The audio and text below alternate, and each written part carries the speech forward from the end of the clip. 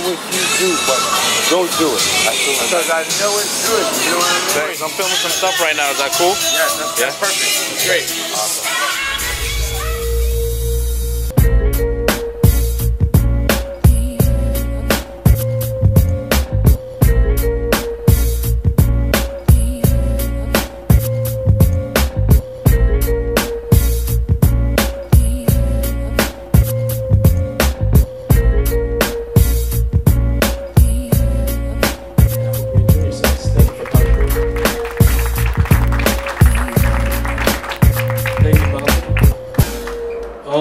So I'm just going to kind of explain the purpose of the show and what we're going for, because not only is it an opportunity for people in the city to view art and music, but what we really want it to be is an opportunity for the community, different parts of the community specifically, that don't normally interact with each other, to interact and to find common ground. And we thought the best way to do that is through art, because we see art as self-expression. And when we express ourselves, we can find the commonality in any part of the community, because we're all human beings and we all go through the same, not the same struggles, but the same emotions. This definitely will not be the last event of its kind. We plan to do this from here on out, and we thank you from the bottom of our hearts for coming, because if you guys were not here, this would not be possible. So thank you guys very much, and we hope you have an amazing night.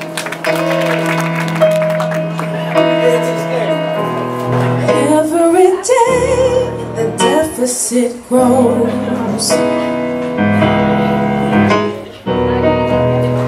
You spend more than you own, and Papa always said to me,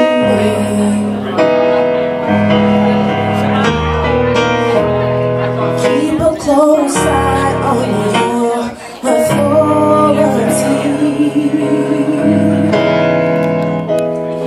You say that you care.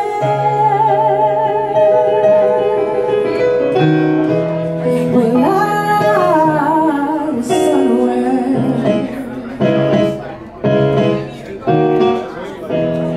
you say that you care.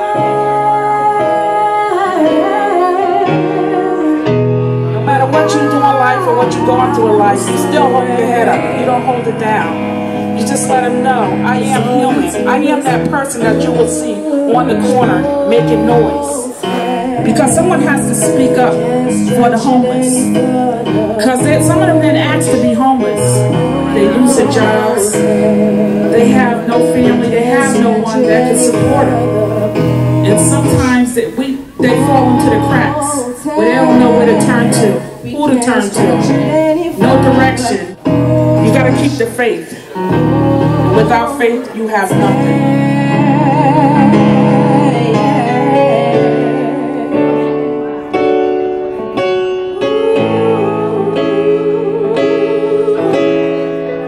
Because I'm fighting for the homeless. I love talking to all walks of life, like I said, and everything, encouraging them and lift them up. I don't care what they look like, how they look, what color they are, because we are the same. And we deserve to be talked to like human beings.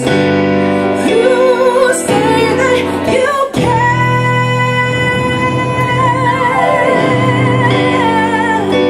But I was unaware. You say that you care. But I was unaware.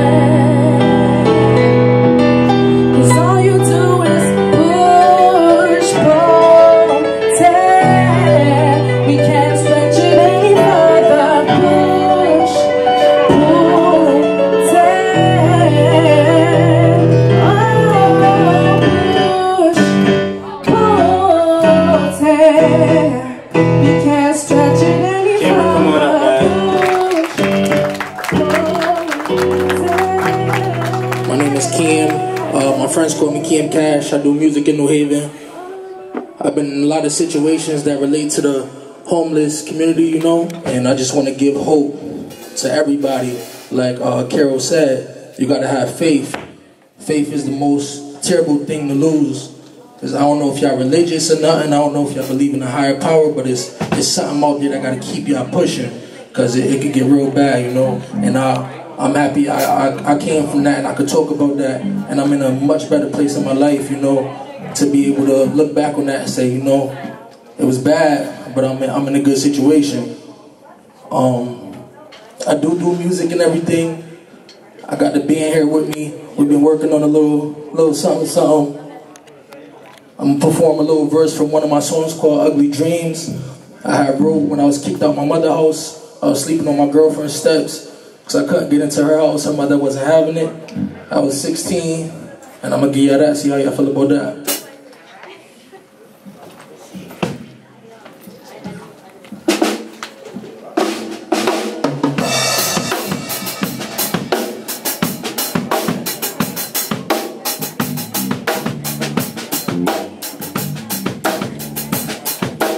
Little me, a baby infant in my mother's hands. She talking down, nodding like I understand. Bandana wrapped around the tail, not a rubber band. Counting money like damn, we need another plan. She even had her 2 G's when we was broke. Me and Ghost, for my mother, my brother, so we the coke. Needed soap, needed this, needed that, but we needed hope. Stressing, I need to smoke, too young when I seen the roach.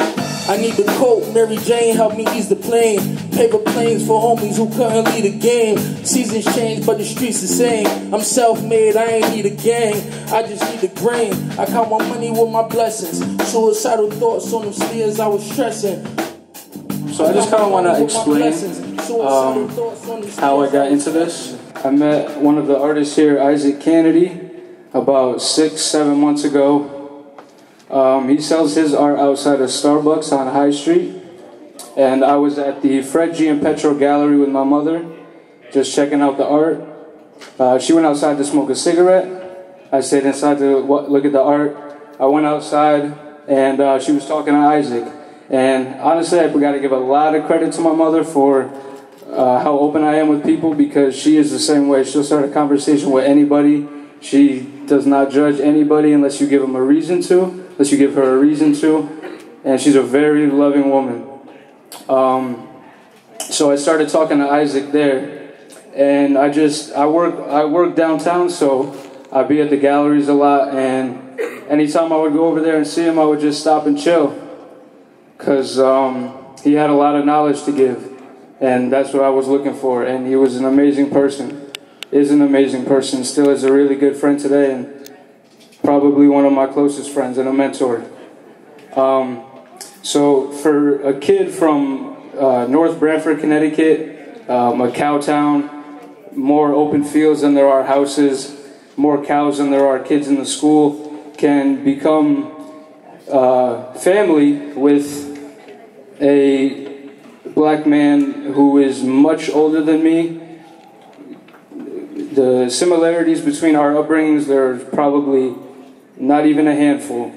But if we can draw a connection like that and help each other, lift each other up, help each other accomplish real goals in our lives, not just in career or financially, but also in your personal lives, relationships, self-growth, I think that it's possible for anybody to do that. I think everybody has good, deep down. Some people a little deeper than others, but I do think if you take the time to have a simple conversation, an open conversation, don't have prejudices, don't have your mind made up already, listen to what they're saying, and understand that some people's lives are more painful than yours, and that pain causes us to do things that people who don't experience that pain might not see as sane, might not see as the right thing to do. But until you experience those things that they experienced, you really can't say what you would do because you're not in their shoes. I think there's a lot more value in listening and understanding and learning, because as long and as dense life is, you can learn from other people's lives. You're only going to learn so much if you live your own life in a box the whole time. So if you talk to other people, that is really the true knowledge of life, in my opinion. not from schools, not from degrees, but from other people. Talking to other people, having open conversations, and really listening to what they have to say, and being honest yourself with them can help them and also yourself. This is big, and we hope that the next event will be twice as big, and the next event will be twice as big as that. Thank you guys.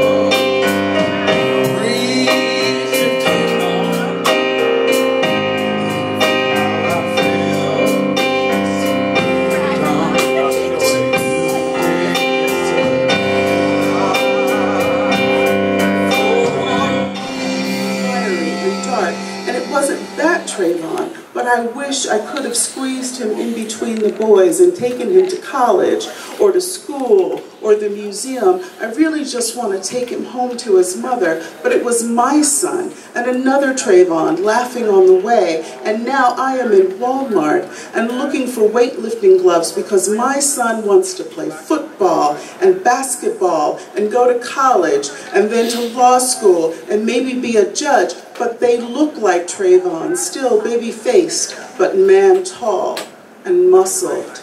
And I am standing in my Walmart where most anyone can buy this gun or that gun, and I wonder if they were ever 17 in the woods with their first love, standing sure-footed, killing cans and unafraid of the kick.